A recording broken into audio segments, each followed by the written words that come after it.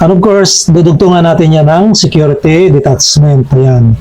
So yung address dito guys, linawin ko lang, ito po yung address ng client natin. Ayan, huwag natin kalimutan lagi, no? Itong for your information and reference. Ayan guys, so ngayon guys, no, gagawa lang po tayo ng video, no, tungkol sa heat index dito sa Metro Manila. So yun ang gagawa natin ng report guys. And of course guys, ito kasi ginagawa natin yung report na ganito for precautionary measure. Actually, hindi naman talaga direktang apektado yung company, no, or yung mga premises ng client natin. Pero of course, pagdating sa labas kasi mainit.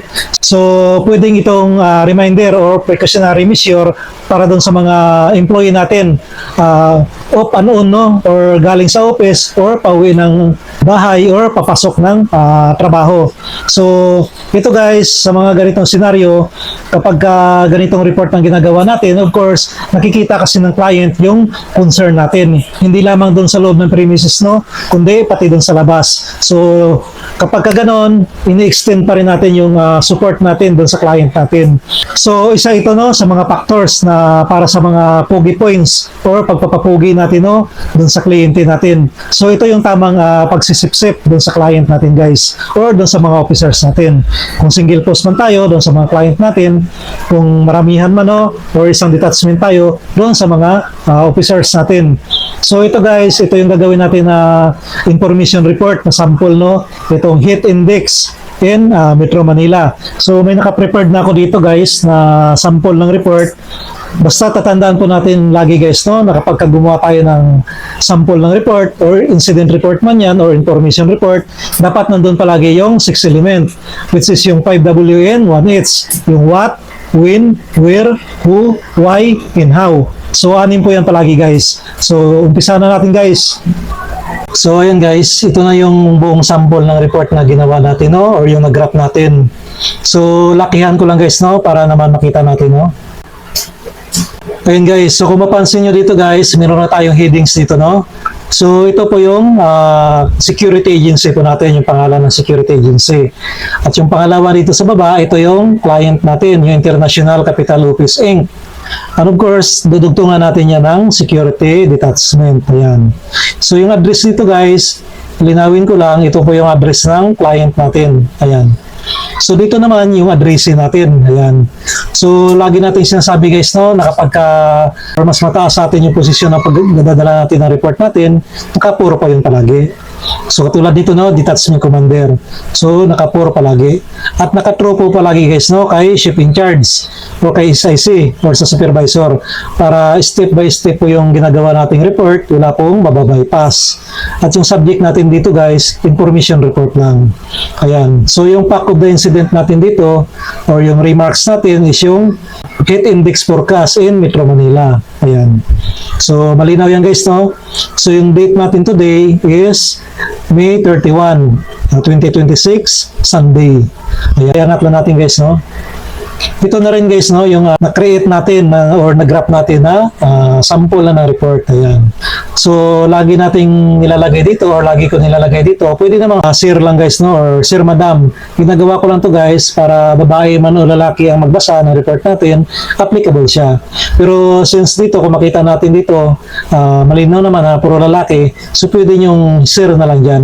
Pero sample lang din yan para gusto ko lang maintindihan nyo ng maigi. Ayan. So dito nag-start na tayo sa pag-graph ng report dito, no. So ito kasi guys, no, napakainit kasi ng panahon ngayon. Of course, hindi naman siya direkta naka-apekto sa loob ng premises natin, sa client natin, pero pagdating kasi sa labas. Ayan. So ang ginawa natin dito, no, at around 7:35, same date as above aforementioned. So yung date dito hindi na natin nilagay kasi sinabi natin pares dito sa taas. So ito na yon. Ayan.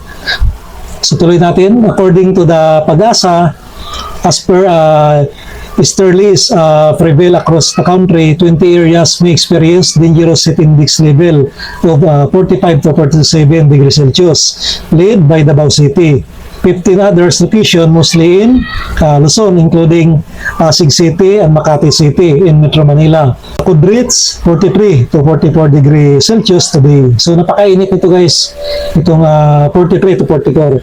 So reportable po ito guys, kung concern talaga tayo dun sa mga client natin or dun sa mga duty natin. Dapat mapakita naman natin sa client na hindi lang basta-basta yung concern natin sa loob ng client or premises, kundi pati dun sa labas, para yung mga employee natin sa paglabas o pagpasok, alam nila yung heat index, no?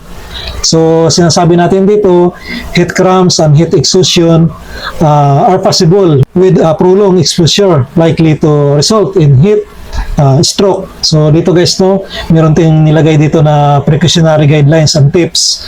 So katulad yan guys, nilagay natin dito, stay hydrated, limit outdoor activities, dress appropriately. So kailangan yan guys, no, yung mga suot natin. So kung may mga lakad tayo na medyo mainit, kung pwede i-reschedule natin, at huwag tayo magpabaya, no, lagi tayong uminom ng maraming tubig para hindi tayo ma-dehydrate. Kasi sabi nga natin dito, yung exposure lagi, no, or mainit, no, or matagal tayo sa init, no, sa labas, pwede tayo ma-heat stroke. So delikado po yan. So dapat guys, concern tayo palagi sa client natin, no, sa company at sa mga empleyado. Ayan. So dito naman sa baba guys, ayan, huwag natin kalimutan lagi, no, itong for your information and reference, tapos prepared by. So tayo to guys, no, yung guard on duty, SG Juan de la Cruz. Of course, kapag handwritten yung ginagawa nating report, huwag natin kalimutan yung signature or yung pirma natin. Ayan.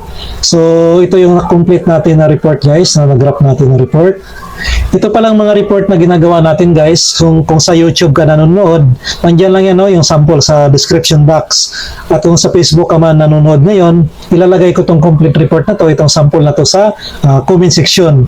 So kapag meron kayong mga incident dyan or mga senaryo, no, na gusto nyong paggawa ng sample ng report, i-comment nyo lang dyan sa baba guys, at binabasa ko yan, nire-replyan ko yan isa-isa, no. At sa susunod, gawa natin ng video yan para yan naman ang ma-picture natin dito. So I hope guys, no, na nakatulong ito, no, itong sample na report natin ngayon, at magamit ninyo at makuha na ninyo ng idea in your future information or incident report. So that's all for today's video guys. See you in our next video.